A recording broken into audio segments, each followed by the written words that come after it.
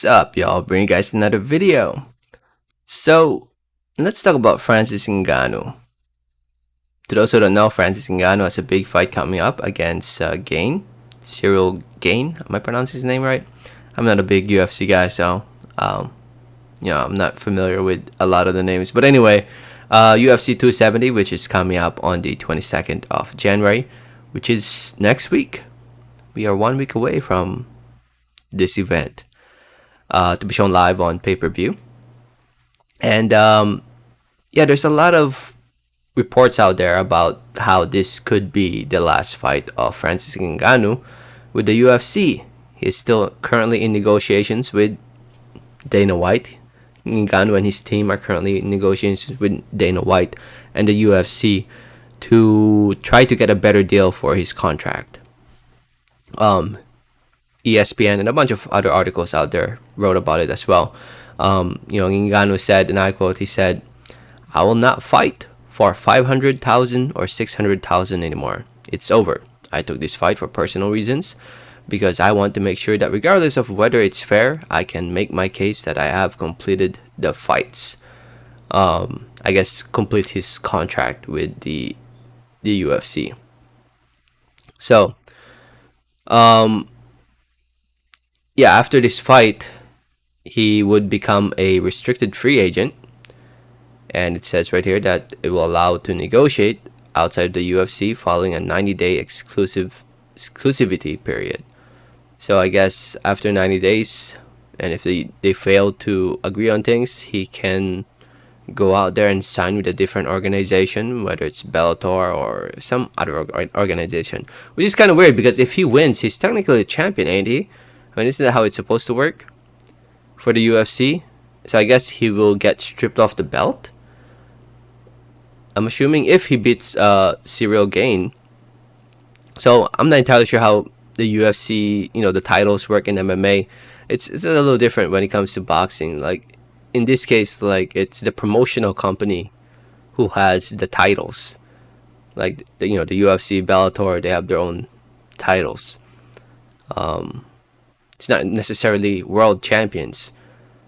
But yeah, Francis Ngannou wants to get paid more, basically. He wants to get paid more. He also wants to be able to box under contract with the UFC.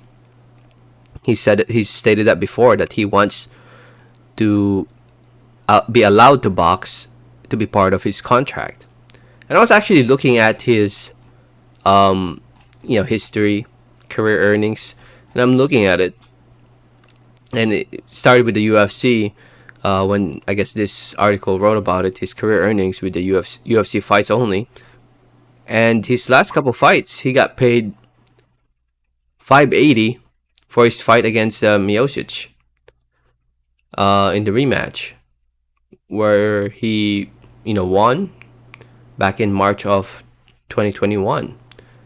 And prior to that, he had 2 fights against Dos Santos and Rozenstruik, where he got paid around $300,000. And the way I look at it, the man should be getting paid at least $1 million. Because if I remember correctly, that Miocic rematch did at least 300,000 pay-per-view buys, and that's a decent amount of pay-per-view buys.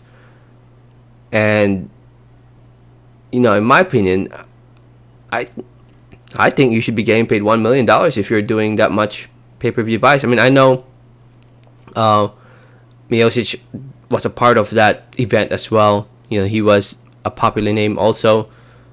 And Miocic didn't really get paid much either. Stipe Miocic. Let me see his career earnings real quick.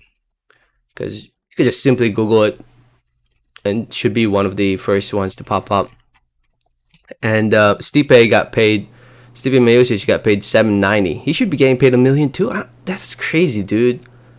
This guy should be getting paid at least $1 million, based on how I see their popularity, their market value. I mean, I'm not a businessman or anything like that, but they have a very good following that, in my opinion, should be getting them paid at least $1 million.